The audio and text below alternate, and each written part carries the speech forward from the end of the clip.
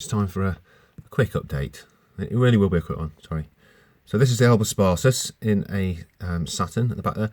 You can, let me try and zoom in. Come on. So you can see some cocoons there, that's the Alba sparsus. I'm literally not touching them. I lower this thing down with the food on and take it out again once a week, and that's the routine. I don't touch them, don't move them. Wish I'd kind of arranged it slightly differently so you could actually see them, but now you can start to see the pupa in there. So they're actually doing all right. They didn't have pupa to start with, they just had a few little larvae. So they are developing. Irritants, potentially these have got the best growth at the moment. Don't know how well you're going to be able to see this. That queen is just sitting on a huge pile of pupa.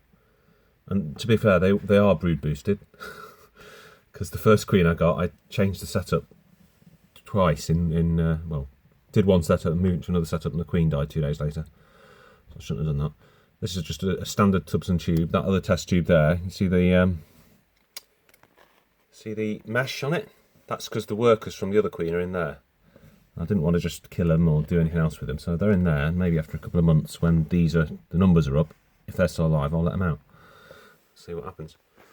They'll have been smelling this queen for a few months by then. This is the single queen Nico. I'm not taking the cover off because I did it a few days ago. I actually thought I saw a little white spot in there. I don't know if we're going to see anything now. Doubt it. So I think she might have laid again, but she's been a bit of a missus, a bit of a madam. I don't know if I'm going to be able to show you much of the maculatus. Can you see them? Yeah, you can see them. Well, not very well.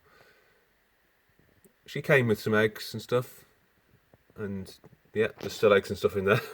Can't say I'm noticing them get bigger particularly.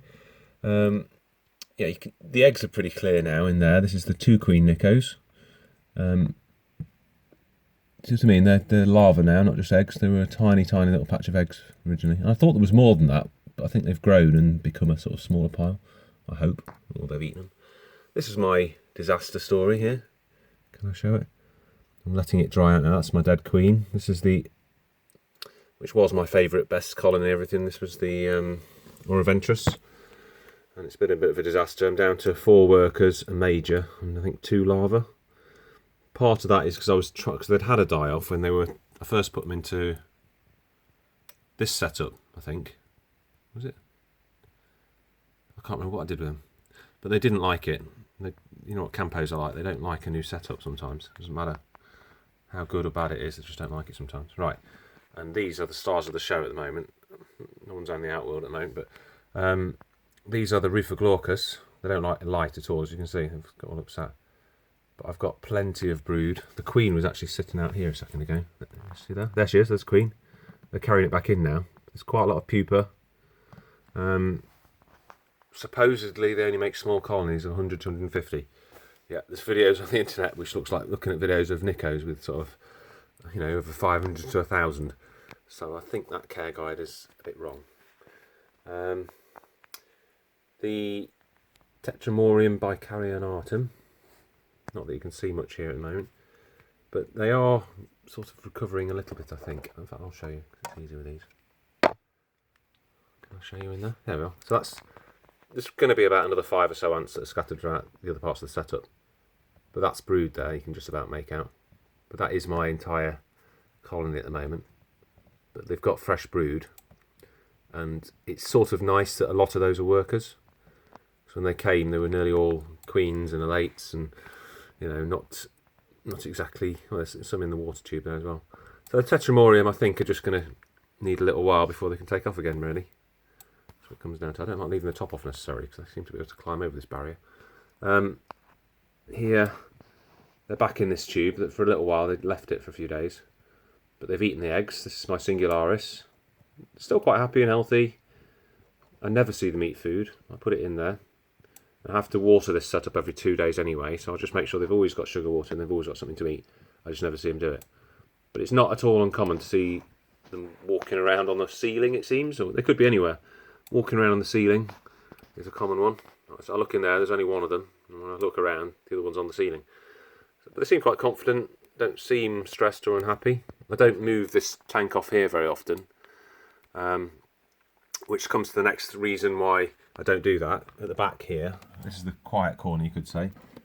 So that's my Cruentatus queen, not laid any eggs. I think she did do ages ago, and they've gone. She seems quite happy and all that, you know. Parius queen, yeah, she's at the back there. She's happy and healthy and alive, but there's still no big brood pile. So they're both just staying there. The Parius is mainly on the heat mat, which is set at 27. That's the actual sensor for that heat mat is in the middle tube. The Cruentatus at the back there, she's got one tube that's on the heat mat, and the other two are not. And she's sitting at around, what's that, 20? I can see it from here, 25.8. So that's about right for her. And then, can I get them?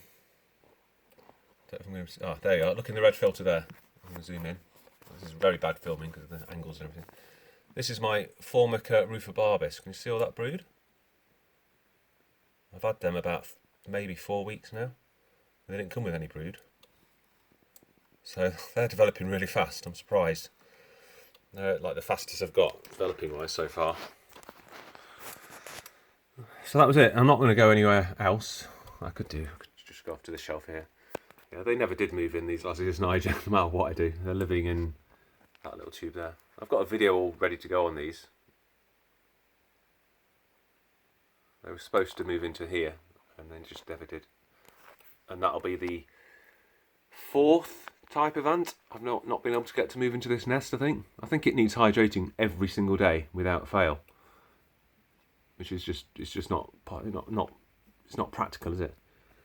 These ones at the back there, they're the hibernating Lasius niger, and they've come to a complete standstill, which is very common for non-hibernated Lasius niger when they're going from sort of heated over winter into sort of normal temperature. Too zoomed in now, aren't I? Yep, very rarely see them. I feed them and everything, but they just literally come to a complete dead stop. I don't know, I need to feed these tonight, but this is the tiny little acorn ants, whatever they are. I don't know what they are. They'll be fed. That's a sneak peek. I'm going to do a video. I've done a video on this. Completed making the Mesa nest. This was another Lasius niger retubing thing that went a bit wrong. Those two are in tubes. This one's supposed to be a new one. And then there's 3 more tubs and tubes there. But I think I need to get rid of all these Lasius niger. I just don't need them. I'm not going to go out into the bathroom, but I've got another colony out there, which is the one I'm letting grow basically in a big natural setup, or half natural.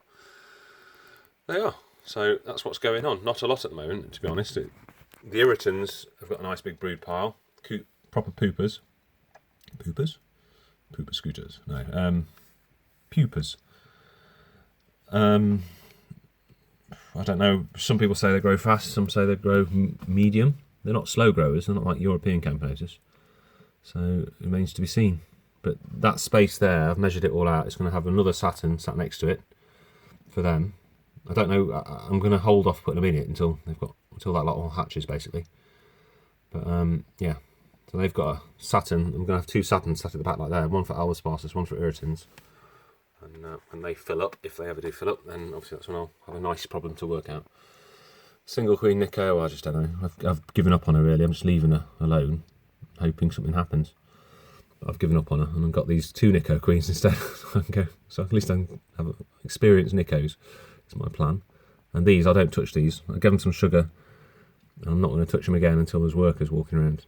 Literally no vibration, so nothing. Don't touch them. The poor old Auroventrus are just being left to live out their days, basically. The queen died. It's due to my neglect. I was neglecting them on purpose. I've got these guys here, and I couldn't see in there very well, and I didn't want to see in there. I wanted to leave them to try and recover. But yeah, I think they're another casualty of this silly bamboo tube. If you're watching this and thinking about bamboo tubes, then I have to say don't bother, if I'm honest. The reason I've got loads of them up here is just to do something with them. But even the Tetramorium seem to sort of have a bit of a big die-off and go a bit kind of bad. And that's why they've got this nice little nest just to do that. But that nest is a bit of a hydrate every 3 days, which dries a bone. But anyway, at least they moved into it pretty quick and they seem quite happy. So hopefully that's all right. And there we are. That was just a quick update for people. Bye-bye. Well, not that quick, sorry.